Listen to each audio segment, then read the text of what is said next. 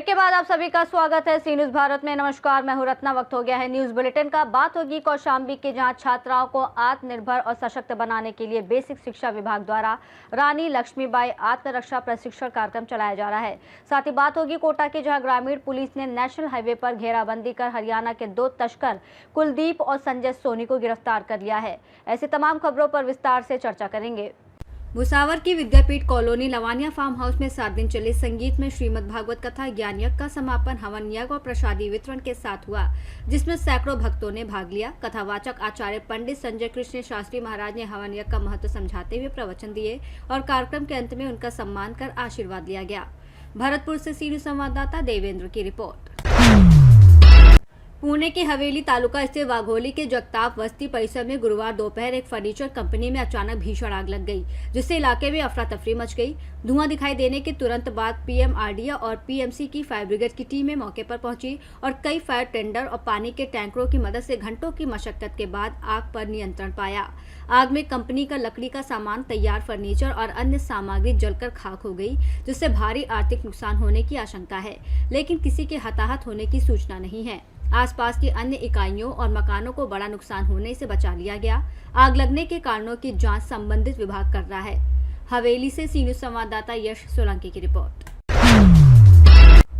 कासगंज जिले के नगला थाना क्षेत्र के ग्रामीणों ने गांव और आसपास अवैध शराब बिक्री को लेकर नाराजगी जताई और 5 किलोमीटर के दायरे में कार्रवाई की मांग करते हुए राष्ट्रीय राजमार्ग के बाईपास पर 3 घंटे तक जाम लगाया। पुलिस प्रशासन और अधिकारियों के कार्रवाई का आश्वासन मिलने के बाद जाम खोला गया, जबकि ग्रामीणों का आरोप है कि आबकारी विभाग अक्सर अवैध शराब बिक्री पर कार्रवाई करने से बचता रहता है। हरिओम नाम मेरा, मैं गांव नगला थाना का रहने वाला हूं और ये जाम जो लगा है ये दारू की वजह से लगा है। इस रोड पे 5 किलोमीटर के एरिया में दारू बिकती खुले जाम, और ये नीले भाई जो ठेके हैं सरकारी वाले वो देने इनको आते हैं खुद, और कंप्लेन भी की है तो आते हैं इनको और छोड़ देते हैं। आपने कंप्लेंट किसको की? आबकारी विभाग को दी। आबकारी विभाग वाले आते हैं, उनको छोड़ जाते हैं पैसे देके। कभी थाने में शिकायत दी आपने? थाने में कभी नहीं की है। अब आप क्या चाहते हैं? हम चाहते हैं कि डीएम साहब आए और इनका संज्ञान ले और इनको बंद कराए, और ये सारे जितने भी ये रोड पे अवैध रखे हुए हैं इनको सारे उठा के ले जाए। कासगंज से सी न्यूज संवाददाता मानपाल यादव की रिपोर्ट। कसरावद में निमाड़ लाइब्रेरी और पार्क की बैठक में लाइब्रेरी को विद्यार्थियों के लिए अधिक उपयोगी बनाने के कई महत्वपूर्ण निर्णय लिए गए। बैठक में करंट अफेयर की नवीन पुस्तकों, फर्नीचर, स्वच्छ पेयजल और साफ सफाई जैसी सुविधा को सुदृढ़ करने, ग्रामीण क्षेत्रों के विद्यार्थियों तक लाइब्रेरी की पहुंच बनाने और प्रेरक प्रतियोगिताएं आयोजित करने पर सहमति बनी। परामर्श समिति का गठन किया गया और नीट परीक्षा की तैयारी कर रहे विद्यार्थियों को प्रतिदिन 1 घंटे निःशुल्क कोचिंग देने का निर्णय लिया गया। बैठक में समिति सदस्य, पार्षद प्रतिनिधि, ब्रह्म कुमारी प्रतिनिधि, पेंशनर संघ के अध्यक्ष और नियमित पाठक मौजूद रहे। कसरावद से सी न्यूज संवाददाता संदीप की रिपोर्ट।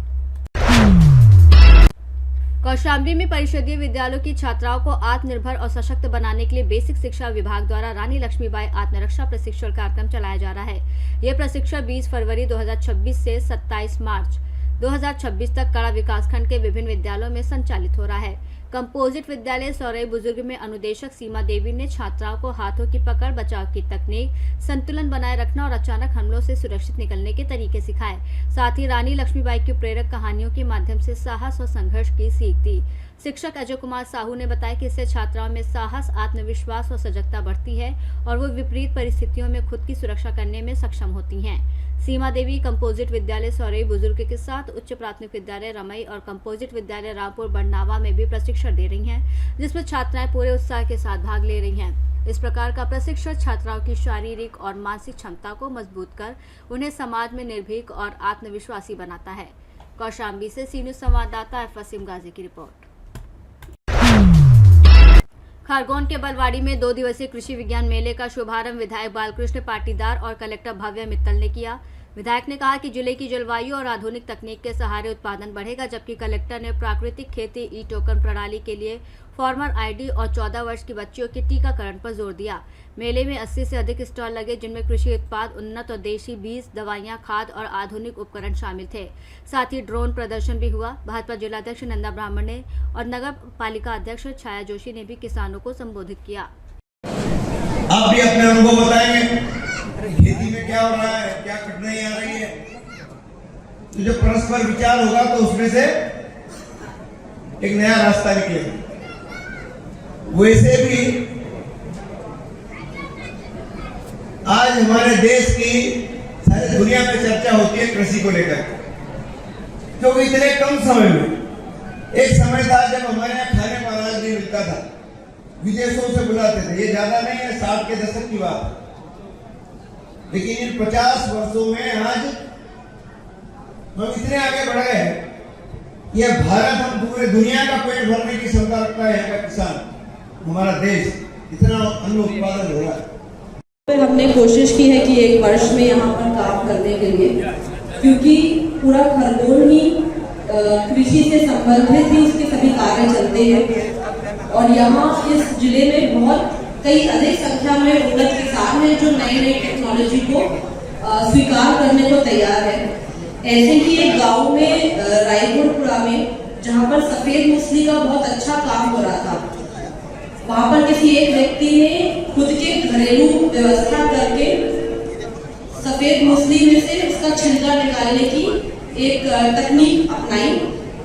उसने 1-1.5 लाख रुपए में ये पूरी टेक्नोलॉजी तैयार करी और उसने वो तकनीक अपने आसपास के किसानों को और जितने भी लोग वहां पर सफेद मूसली का काम करते थे उनको भी उपलब्ध कराया।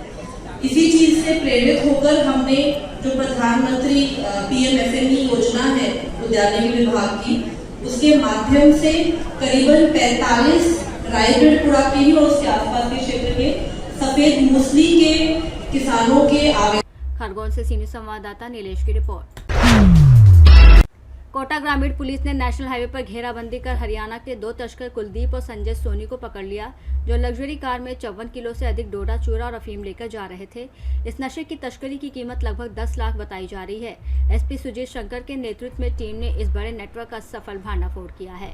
कोटा ग्रामीण से सीनियर संवाददाता सुरेश कुमार पटेरिया की रिपोर्ट। बुलेटिन में फिलहाल इतना ही। देश और दुनिया की तमाम बड़ी खबरों के लिए देखते रहिए सी न्यूज़ भारत।